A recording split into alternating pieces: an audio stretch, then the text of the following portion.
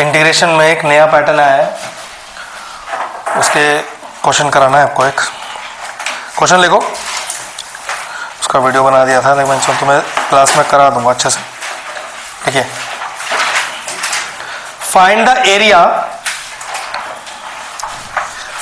Area using area interpretation. इसका मतलब है आपको एक ग्राफ गिवन होगा, उस ग्राफ के अकॉर्डिंग आपको अपना इंटीग्रेशन निकालना है। ग्राफ आपको कोई सा भी हो सकता है, ठीक है। हम जो ग्राफ लेंगे वो आपको ग्राफ बना हुआ आएगा, ठीक है। वो ग्राफ बना के दिखा रहे हैं, कॉपी कर लो फटाफट से।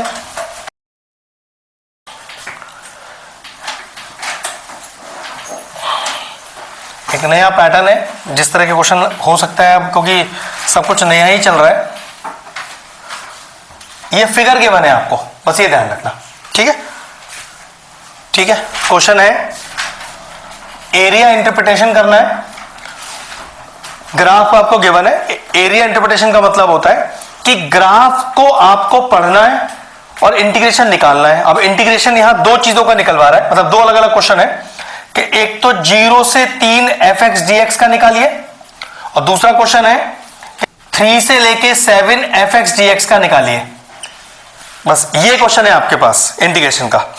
ये एक नया पैटर्न है जो हो सकता है आपको इस बार दिखाई दे बोर्ड एग्जाम में। 3 नंबर तक का क्वेश्चन है, तो इस तरह के क्वेश्चन का नया पैटर्न है, हो सकता है आपको बोर्ड में दिखाई दे इस तरह का पैटर्न। तो करके चलते हैं सर, ठीक है। सबसे पहला क्वेश्चन है कि 0 से 3 के बीच में fx dx करना है। पहली बात, अपने पास fx ही नहीं है। अब 0 से 3 fx dx, जब fx ही नहीं है आपके पास तो फिर आप इंटीग्रेट करोगे कैसे? तो इंटीग्रेशन का मतलब क्या है? इंटीग्रेशन का मतलब होता है एक्चुअल में आप किसी चीज का एरिया निकाल रहे हो। तो 0 से 3 के बीच में ग्राफ यूज कर लो। जो जो फिगर बन रहे हैं, ट्राइंगल बन सकता है, रेक्टेंगल बन सकता है, स्क्वायर बन सकता है, ट्रेपीजियम बन सकता है। चारों के एरिया के फॉर्मूले अगर आते हैं तो समझ लो कि क्वेश्चन महाफुद्दू है ये। अगर ट्राइंगल बनता है तो half into base into height, rectangle बनता है लेंथ इंटू ब्रेड्थ, स्क्वायर बनता है तब भी लेंथ इंटू ब्रेड्थ, दोनों साइड सेम होंगी। और अगर ट्रेपीजियम बनता है तो half into sum of the parallel sides into height, ठीक है। अब सबसे पहले 0 से 3 ढूंढना है, और याद रखना 0 से 3 के बीच में जो जो फिगर बन गया उसका एरिया डायरेक्ट इंटीग्रेशन ही हो गया, कुछ इंटीग्रेशन करके नहीं दिखाना है, क्योंकि इंटीग्रेशन का मतलब ही होता है एरिया निकालना। वो आपने 0 से 3 का ऑलरेडी एरिया निकाल दिया, तो फिर काय का इंटीग्रेशन, ठीक है। तो चलो, अब 0 से 3 के बीच में अपने सारे कॉर्नर पॉइंट्स को एक्स एक्सिस से जोड़िए। ये कॉर्नर है और ये कॉर्नर है।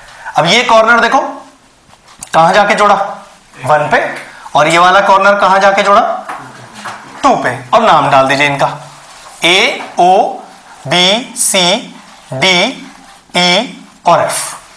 अब देखो सबसे पहला कॉर्नर 3 नंबर C पर 1 नंबर पर है।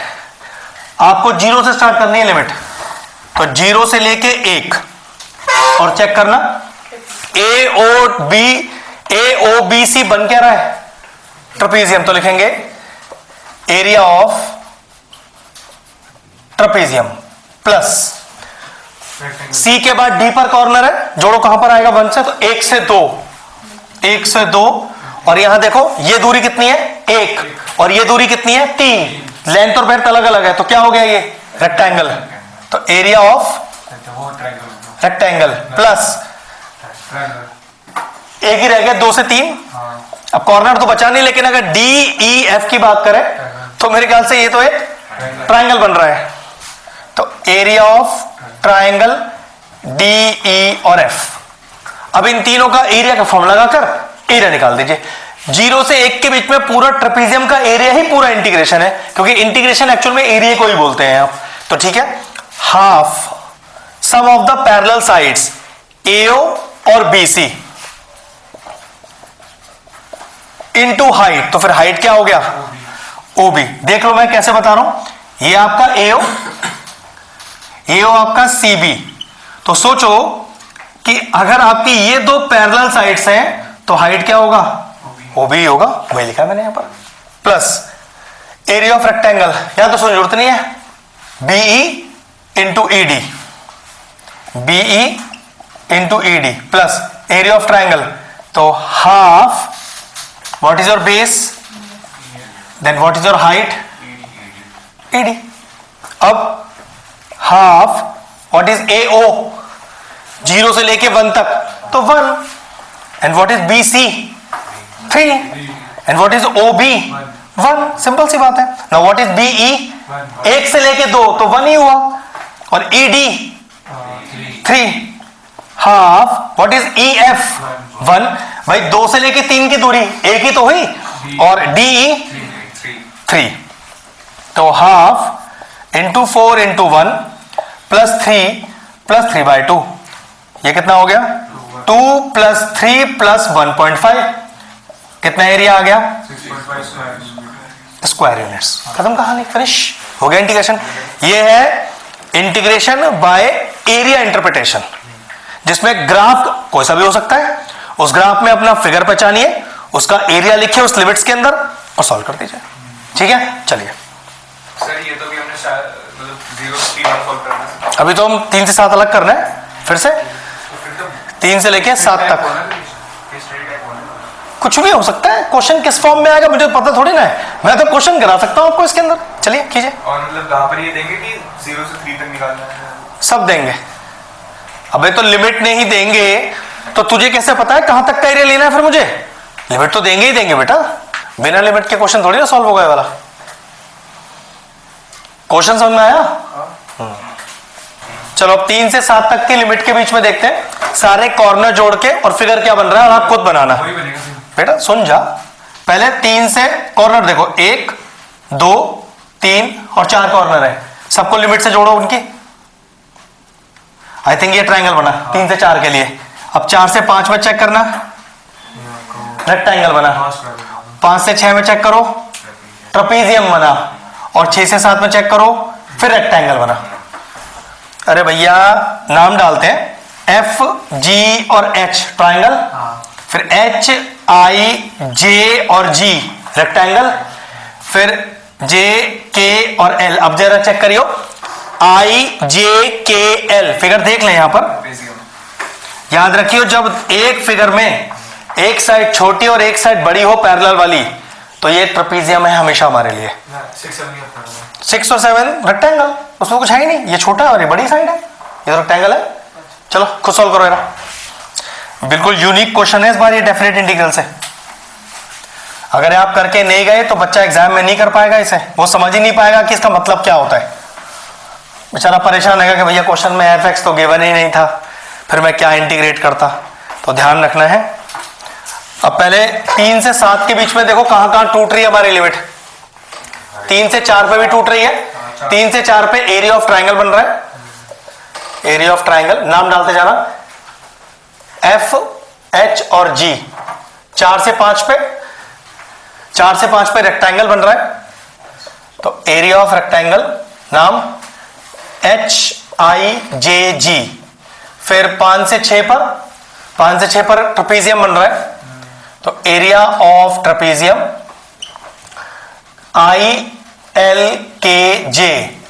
फिर 6 से 7 पर एरिया ऑफ रेक्टेंगल नाम है एल के, नाम डाला नहीं है, एम और एन, एल के एम और एन। चलिए सबके फॉर्मूले डालेंगे। अब area of triangle F H G, तो हाफ बेस रहेगा एफ एच और हाइट रहेगी H G, plus area of rectangle G J into I J, बिल्कुल ठीक।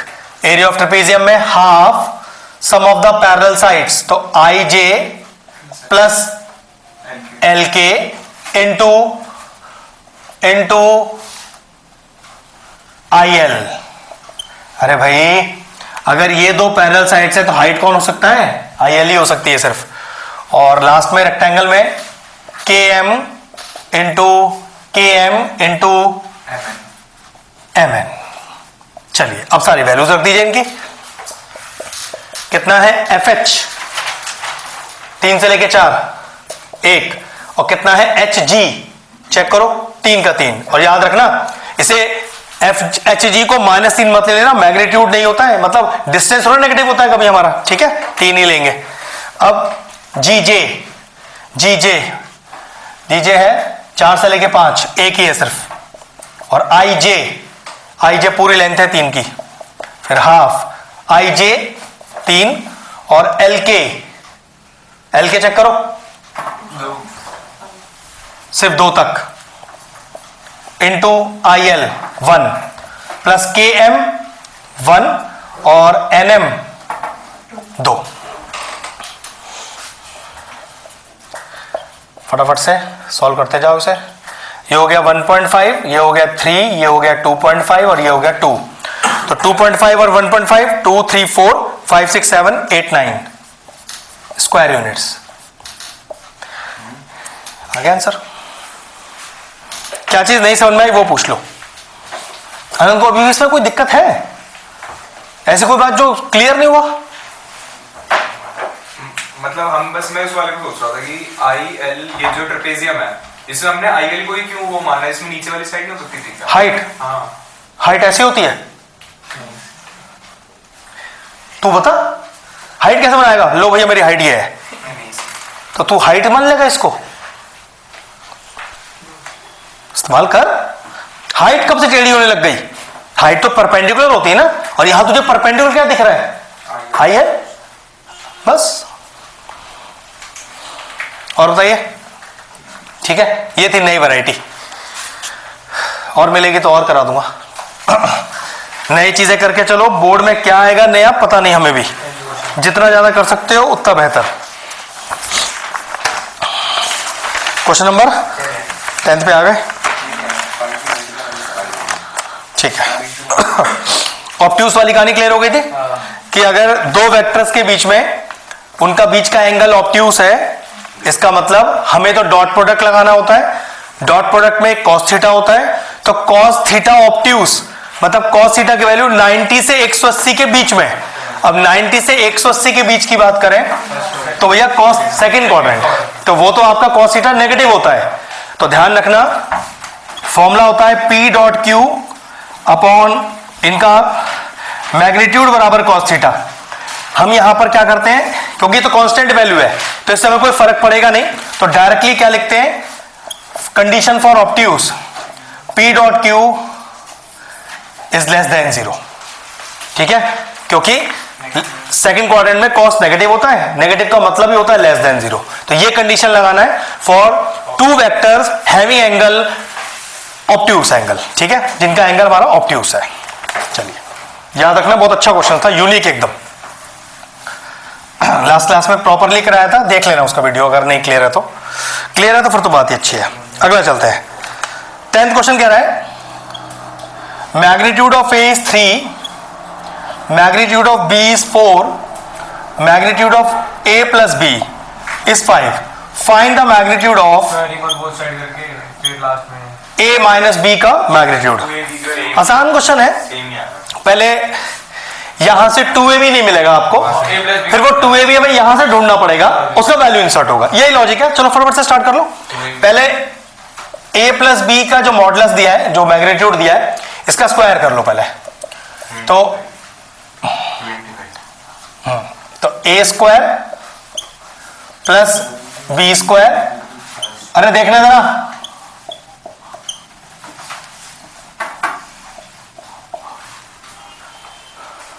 अनंत ठीक है, A square plus B square plus 2AB नहीं, डॉट लगा के ब्रैकेट में। हाँ, A और B मॉडुलस में मत डाल देना, ध्यान रखना इस बात का, ये डॉट में आएंगे। अगर मॉड आया तो cos थीटा लिखना कंपलसरी हो जाएगा अपने लिए।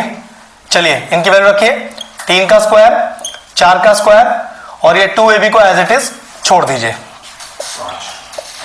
अच्छा, A प्लस B भी तो गिवन है 5, तो 5 का स्क्वायर हो गया, तो 25 minus 9 minus 16 is equal to twice of A dot B। ये कितना आ गया?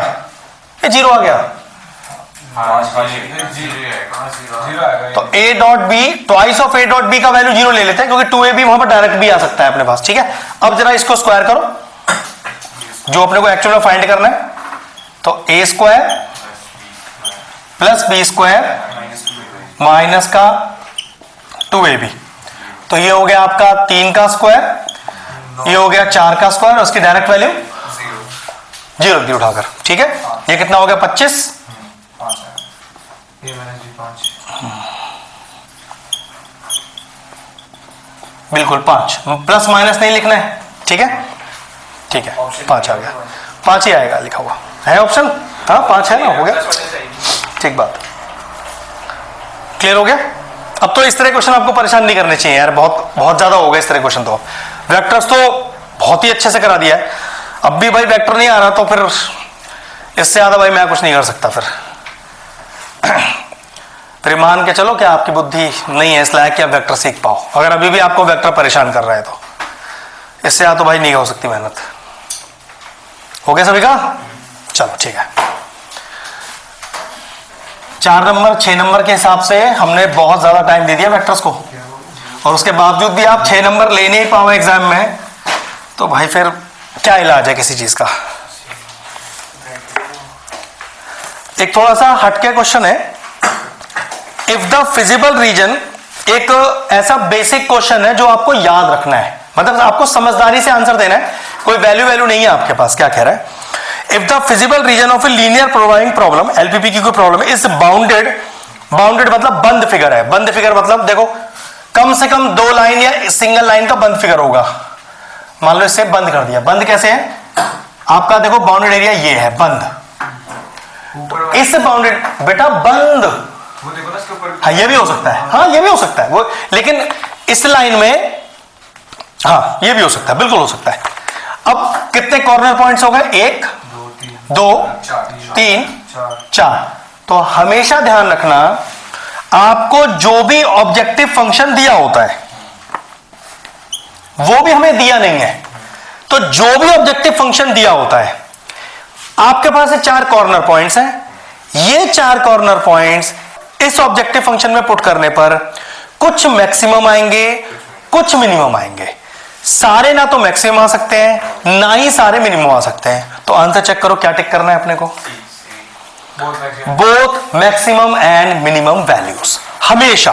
ये एक देखो ये एक जर्नल क्वेश्चन है कि किसी भी फंक्शन के लिए, किसी भी ऑब्जेक्टिव फंक्शन के लिए अगर एरिया बाउंड है, बाउंड ओपन एरिया की बात नहीं कर रहे हैं, वो हमें भी नहीं पता, बाउंड एरिया में जितने भी कॉर्नर पॉइंट होंगे कुछ मिनिमम होंगे और हमेशा कुछ मैक्सिमम होंगे, तो आंसर हो गया both minimum and maximum values. ऐसा नहीं हो सकता कि सारे के सारे मैक्सिमम हो जाए बाउंड के लिए या सारे के सारे मिनिमम हो जाए।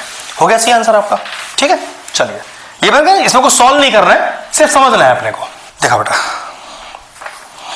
एक इंटीग्रेशन का बहुत प्यारा क्वेश्चन है, 1 मार्कर जरूर है लेकिन भाई औकात तो ये 3 नंबर की रखता है, अगर ये एग्जाम में सॉल्व करने के लिए आया तो 3 मार्क्स से नीचे का नहीं आएगा। ब्रैकेट को लेंगे, तुक्का क्यों मारा है मतलब एक रूल है ना भाई, एक रूल तो है लेकिन एक रूल ये भी तो है कि जिसको लेट ले रहे हैं उसका डेरिवेटिव न्यूमरेटर में दिखाई दे, न्यूमरेटर में तो 1 लिखा है, अरे अरे अरे अरे रुक जाओ, थोड़ा सा डिफरेंट क्वेश्चन है, जल्दबाजी नहीं। और देखो इस पावर हाफ को हाफ ना लिखकर, हाँ इसको ऐसे समझने की कोशिश करो, x की पावर 4 को नीचे ले जाके फिर रुक जा, बात सही कह रहा है।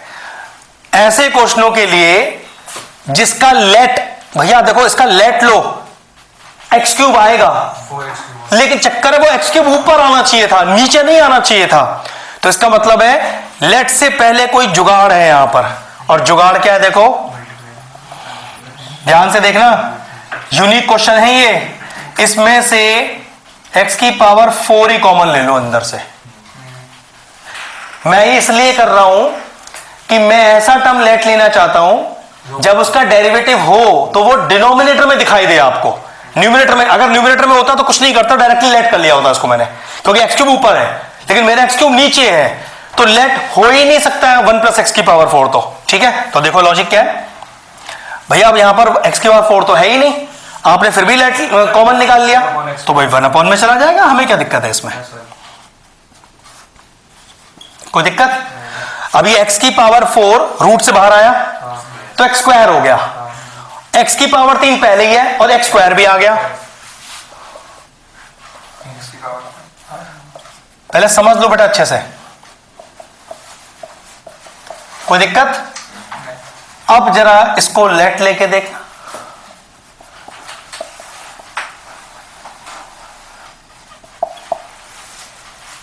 ब्रैकेट तो लेट लेना है, x की पावर n, ठीक है। ये कितना आएगा? -4 तो है नहीं, जरा चेक करना। हो गया मैच? हमेशा याद रखना, लेट लेने पर डेरिवेटिव अगर ऊपर दिखाई दे तो नॉर्मल लेट लेना है। तो लेकिन भैया नॉर्मल वो ऊपर नहीं, वो नीचे दिखाई दे रहा है आपको, तो समझ जाना पहले कुछ कॉमन लेकर ऐसा टर्म बनाना है 1 में, जिससे पावर में अपने आप नेगेटिव आ जाए। अब तो आपका क्वेश्चन सॉल्व हो गया। चलो कॉपी करो। I इज इक्वल टू, इसकी जगह तो आ गया पूरा माइनस का dt/4 और नीचे रूट आपने पूरा का पूरा t लेट कर रखा है। चलो करो इसे। चलो -1/4 को बाहर करो यहां पर, और t की पावर माइनस का हाफ dt हो जाएगा ये। तो I is equal to minus का 1/4। अब लगाओ तो x की power n+1 upon n+1 plus का c, ठीक है। तो माइनस का 1/4, तो t की power half upon half plus c। अब हाफ जाएगा 2/1 बन के, तो ये हाफ तो माइनस हाफ ही रह जाएगा ना। हाँ, तो ऐसे आएगा ना बेटा, अच्छा देखा, ये कट गया 2 टाइम्स। तो I is equal to minus का half under root of 1 plus 1 upon x की पावर 4 प्लस c। अब चेक करो, x की पावर 4 बाहर लानी है हमें। क्यों लाना है? अच्छा आंसर इस फॉर्म में है क्या? अच्छा अच्छा, ठीक है ठीक है ठीक है, ले आते हैं अभी। तो I is equal to minus का हाफ, लो एलसीएम बेटा, x की पावर 4 प्लस 1 अपॉन x की पावर 4 प्लस c। अब आई थिंक नीचे वाला x की पावर 4 बाहर आके x स्क्वायर बन जाएगा, तो ये कितना बन गया? माइनस का हाफ x स्क्वायर नीचे और अंडर रूट ऑफ x की पावर 4 प्लस 1 प्लस का c। अब चेक करो कौन सा आंसर मैच हो रहा है। ऑप्शन ए, खत्म हो गया, ठीक है। जैसे मैंने इसमें लेट करा था x की पावर -2t, उससे भी सेम ही आ रहा है। x की पावर, हाँ चलेगा ना। ध्यान ये रखना था, लेट यहां पर x की पावर 4 नहीं होना था, x की पावर माइनस का 4 होना था। अब उसके लिए यहां पर x की पावर 5 का होना जरूरी था, या फिर x की पावर -2 लेट होना था। हाँ बिल्कुल, x की पावर -2 लेट लेकर भी आंसर आ जाएगा, बिल्कुल आ जाएगा, कंफर्म है, बिल्कुल। चलिए क्वेश्चन नंबर 13 देखो। इंटीग्रेशन 0 से 2 पाई कोसेक 7x पावर में 7x dx। अब देखो जरा, यहां पर फंक्शन है 0 से 2a की फॉर्म।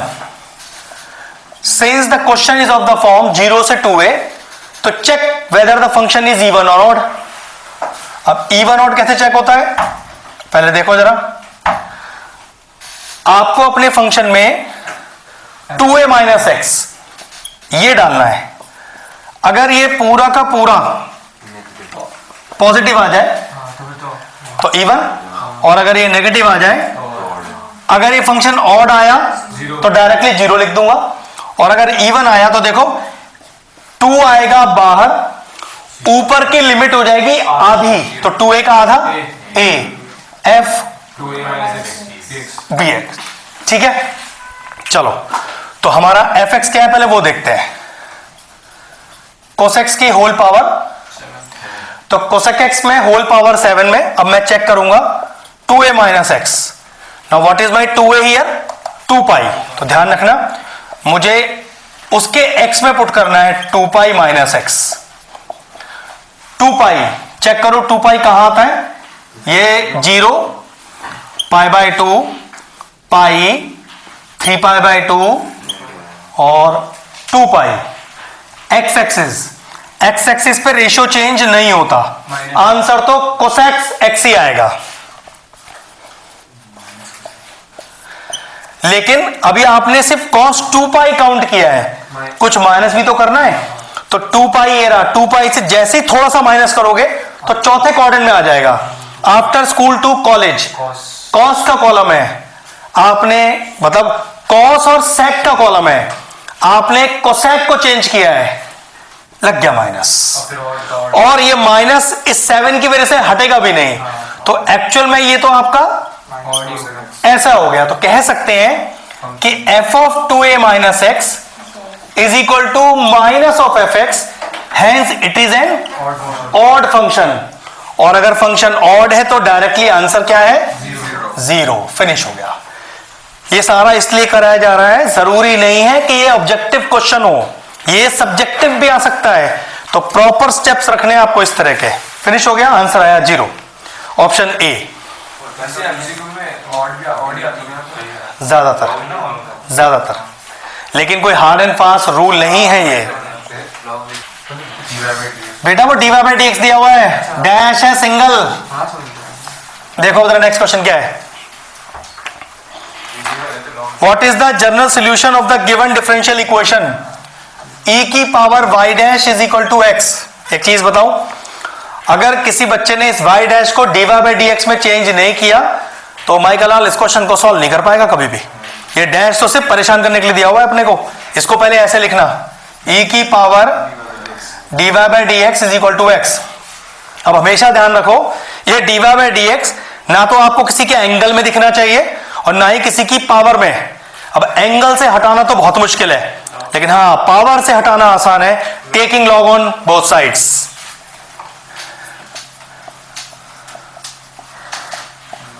ठीक है, लॉग m की पावर n, तो आगे आ जाएगा ये, तो dy by dx log e is equal to log x। What is log e? 1। तो चेक करो, dy by dx is equal to log x। क्या x x और y y वाले टर्म अलग हो सकते हैं?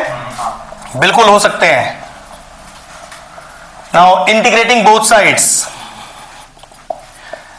चेक करो, log x का अकेला इंटीग्रेशन का फॉर्मूला हमने सिखाया था मैडम। log x का इंटीग्रेशन का फॉर्मूला डायरेक्ट सिखाया हुआ है, फटाक से आंसर आएगा 1 by x।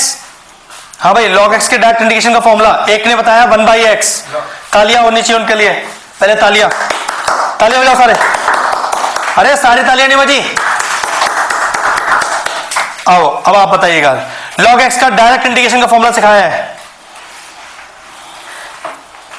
याद ही नहीं है? है? अपने आप x घुसेड़ दूं? अपने आप x घुसेड़ दूं कहीं से भी उठाकर? फिर तो आंसर ही लिख दे तो सीधे उठाकर। हाँ भाई, log x के डायरेक्ट इंटीग्रेशन का फॉर्मूला, चल तू सोच ले अब तक, तू बता भाई। log x minus x इसमें बाय पार्ट्स लग जाएगा ना? नहीं, तो बाय पार्ट्स के लिए दूसरा टर्म कहां है तेरे पास? तो 1 into 1। ये था लॉजिक। जवाब है कि log x के डायरेक्ट इंटीग्रेशन का फॉर्मूला होता ही नहीं है, ना कि मैंने कुछ सिखाया है। इनटू लीजिए 1 और लगाइए बाय पार्ट्स। कोई बात नहीं, अगले साल फिर आना, सीट खाली रहेगी। और तू अकेला नहीं है, और भी 2-3 हैं इधर जो अपनी सीट पक्की करेंगे यहां पर। बहुत बढ़िया। अब बाय पार्ट्स है तो 1 और 2 लेना है। अब 1 और 2 के लेने के लिए ऐसा कुछ 1 लो जिसका डेरिवेटिव पॉसिबल हो। अब जिसको 1 माने उसका डेरिवेटिव पॉसिबल हो, और जिसको 2 माने उसका इंटीग्रेशन। भाई 1 का डेरिवेटिव 0 होता है, तो पक्की बात है log x आएगा 1 और 1 आएगा 2। और मान लो दोनों का इंटीग्रेशन पॉसिबल है, दोनों का डिफरेंस पॉसिबल है, तो आइलेट का ध्यान रखना। ठीक है, वैसे फॉर्मूला सही था 1 by x। क्या हुआ, तुम तो टीके वीके लगा के भी आई हो, भगवान जी हेल्प नहीं कर रहे तेरी?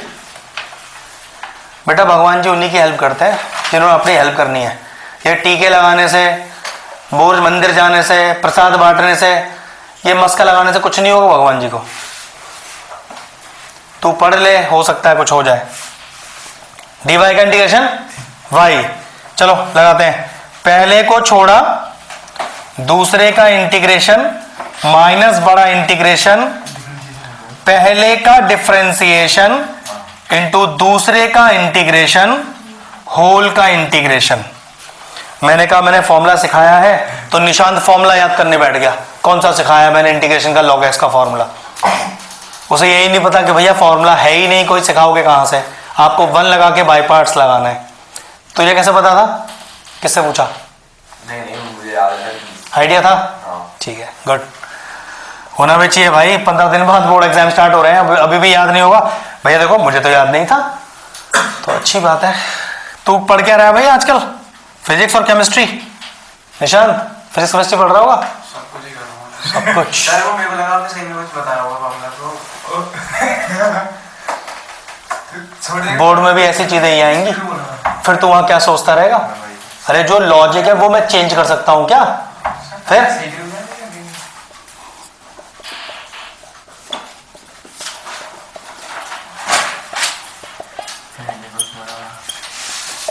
1 का इंटीग्रेशन x, चलो तो x log x माइनस का x प्लस सी। चेक करो ऑप्शन है क्या? B option. चलो मिल गया।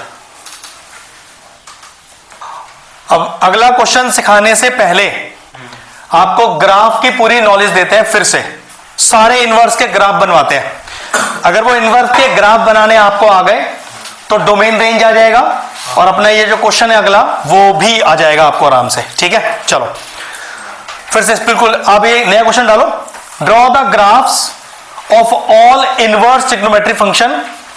लिखो, draw the graph of all inverse trigonometric function along with domain and range, along with domain and range,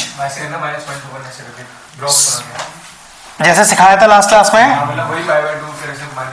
अब सुन ले एक बार फिर से पूरा तरीके से सिखा रहा हूं, इस बार में प्रैक्टिस भी हो जाएगा और डोमेन रेंज भी याद हो जाएगी। इसको तो घर में एक बार निकाल लिया करो, घर में बैठकर रोज। जब हम इनवर्स ट्रिग्नोमेट्रिक फंक्शंस के ग्राफ बनाए तो उसको 2 कैटेगरी में डिवाइड करें। डिवाइड के लिए कैटेगरी है उसकी रेंज।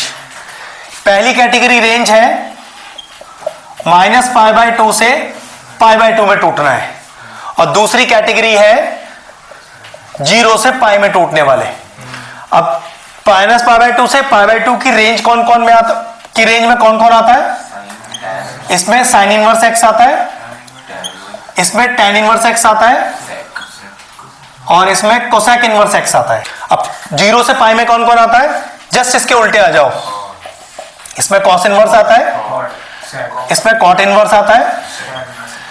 तो अगर आपको ये बात भी याद है तो देखो आपको रेंज तो पहले याद है इनकी कि -π/2 में से π/2 में ये तीनों होते हैं, और 0 से π में ये तीनों होते हैं।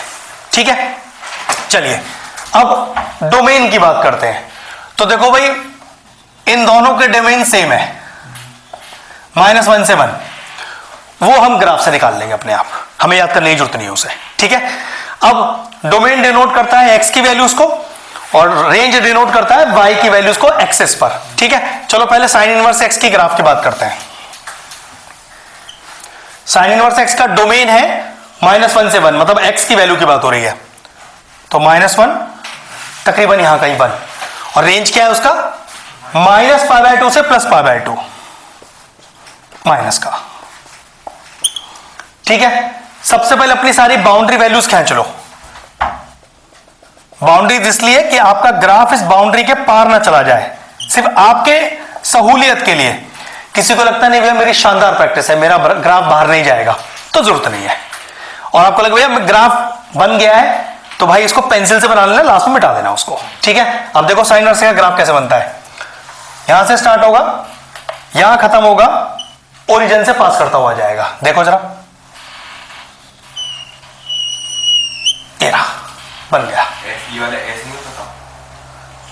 ये ऐसा बनता है, ये मेरे हिसाब से, और मैं अपने मन से नहीं बना रहा इसे, जो है वो बना दिया मैंने आपको, ऐसा ही है। ठीक है, नेक्स्ट tan इनवर्स x। अब रेंज पता है बस मुझे, उसकी रेंज क्या है? डोमेन नहीं पता है, लेकिन जो tan इनवर्स x का ग्राफ है वो नीचे से होता हुआ ऊपर है, इंक्रीजिंग ग्राफ है, छोटे से जब बड़े में जाएगा। तो देखो जरा, ऐसा यहां से स्टार्ट हुआ, बढ़ता चला गया। इंक्रीजिंग ग्राफ है tan इनवर्स x का। तो अगर इसके x की वैल्यूज की बात करें तो ये कहां से आ रहा है और कहां जा रहा है? x एक्सिस पर। x एक्सिस को तो डोमेन बोलते हैं, तो इसका डोमेन क्या आ गया? और ध्यान रखना इसे टच नहीं करेगा,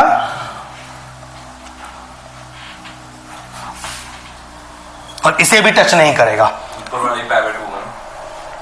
गलत लिख दिया, सॉरी। हाँ बिल्कुल सही बेटा, पाई बाय 2 ऑब्वियसली चांस ही नहीं है पाई आ जाए। ठीक है, अब आते हैं कोसैक पर।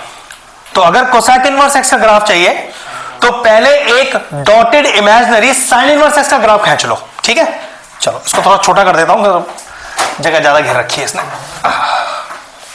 देखिए साइन इनवर्स एक्स का एक इमेजिनरी ग्राफ डालिए, तो -π/2 से π/2 से -1 से 1।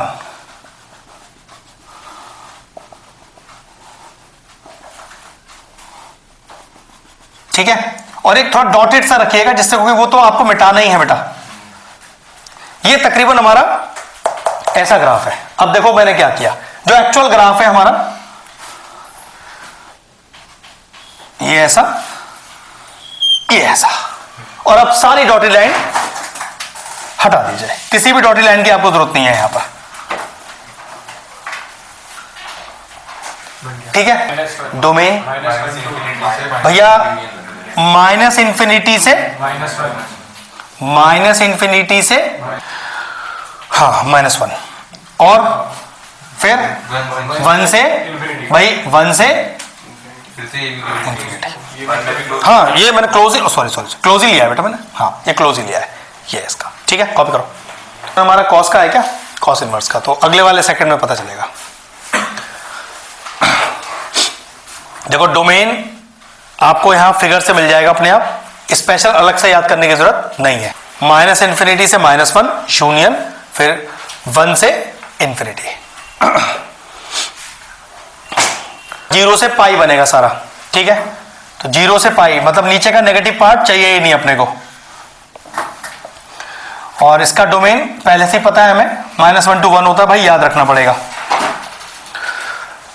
फा से फल वाला फा देखा है, बस उसका शेप याद रखना। पहले बाउंड्री बनाओ उसकी। अब 0 से पाई आधा π/2 पे होगा, -1 और 1, फा सा शेप π/2 सा पास करता हुआ। भाई इससे ज्यादा आसान नहीं हो सकता। बन गया, खत्म। ठीक है, हटा दो इस बाउंड्री को, जरूरत नहीं है इस बाउंड्री की कोई भी। बाउंड्री तो इसलिए है कि आपका ग्राफ बहुत शानदार बने। ठीक है, next cot inverse x.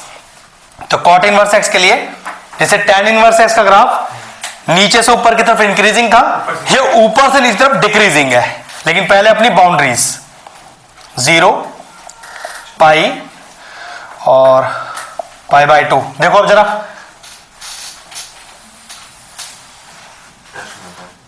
Touch तो करेगा ही नहीं भाई कहीं पर। ये लीजिए बाउंड्री। अब देखो अगर थोड़ा लग रहा है कि भाई ये तो सही नहीं बना, तो भाई देखो यहां एक बाउंड्री तो डाल ही लेना, जिससे कि ये ना ऊपर टच करेगा ना नीचे टच करेगा कहीं पर, इस तरह से। ठीक है, अब अगर sec इनवर्स एक्स का ग्राफ, अच्छा इसका डोमेन देख लेते हैं, कहां से चला, -इंफिनिटी कहां जा रहा है, तो -इंफिनिटी से +इंफिनिटी सीधा डोमेन है। इसका डोमेन याद था हमें। अब sec इनवर्स एक्स के लिए, तो sec इनवर्स एक्स के लिए पहले cos इनवर्स एक्स का ग्राफ एक रफ बना लो अपने लिए।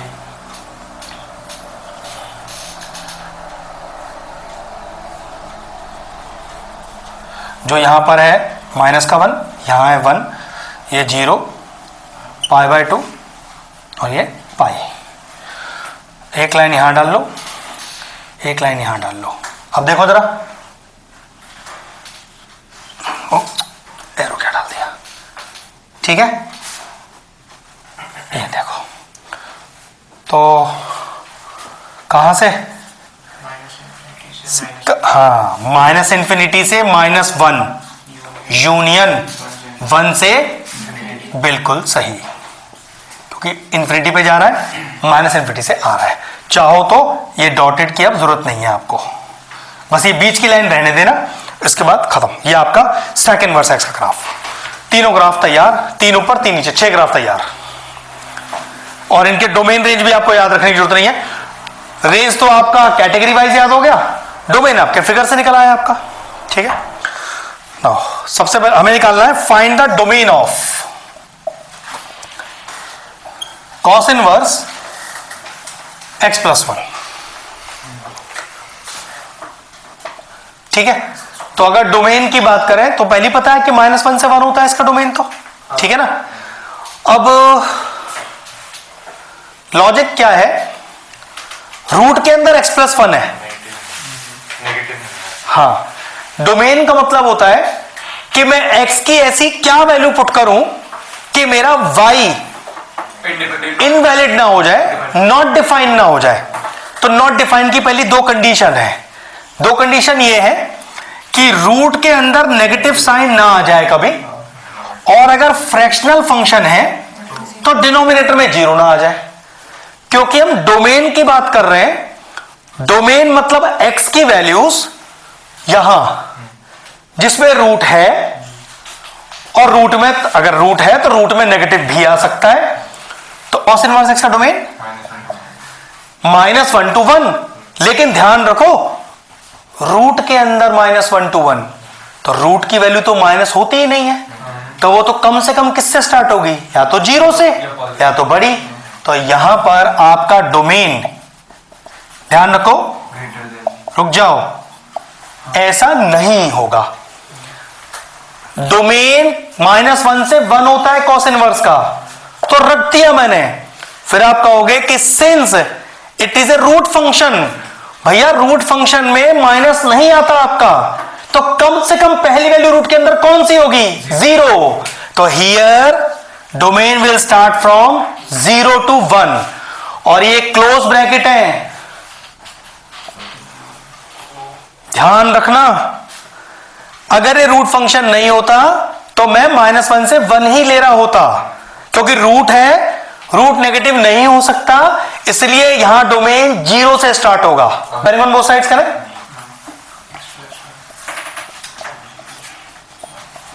कोई दिक्कत? अब तीनों साइड -1 करें,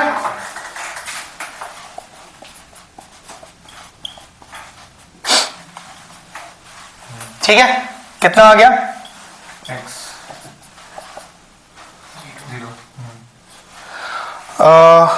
सही लिखा है इसका ऑर्डर अपन, बड़ा, हाँ ठीक है। तो डोमेन क्या है यहां पर, -1 से 0, मैच हो रहा है कोई आंसर, सी पार्ट। अब आपके हिसाब से करके देखेंगे, भी गलत, लेकिन करके देखेंगे। 0 आ जाता है पूरा। पहले इतना कॉपी कर लो, फिर उसके बाद बात करते हैं। आप कह रहे हो कि मुझे यहाँ -1 ले लेना चाहिए, कोई फर्क नहीं पड़ेगा, नहीं, रुक जा, हाँ यहाँ नहीं, जैसे मैं वो बात ही नहीं कर रहा। इस पर्टिकुलर क्वेश्चन में मुझे यहां पर ये रेंज क्या रखनी है, बस उतना समझा दे, ये तो 0 to 1 ही रखनी। बात खत्म, आगे कुछ बात करने की जरूरत नहीं है इस क्वेश्चन में। ये हमारी कॉस इनवर्स की रेंज के साथ से नहीं है, ये तो हम ताकि रूट की वजह से है, सिर्फ रूट की वजह से 0 लिखना पड़ रहा है, वरना तो -1। अरे भाई डोमेन तो पता है कॉस इनवर्स का अपने को, हम तो -1 से 1 रखते, क्योंकि वो रूट वाला टर्म है, एक्स रूट के अंदर है, नेगेटिव आ सकता है, नेगेटिव आना नॉट डिफाइंड होता है, तो रेंज विल स्टार्ट, मतलब जो डोमेन का रेंज है पहला वैल्यू वो 0 होगा, ना कि -1। बस ये इस क्वेश्चन का ट्विस्ट था। आगे आंसर, बस आज के लिए इतना ही।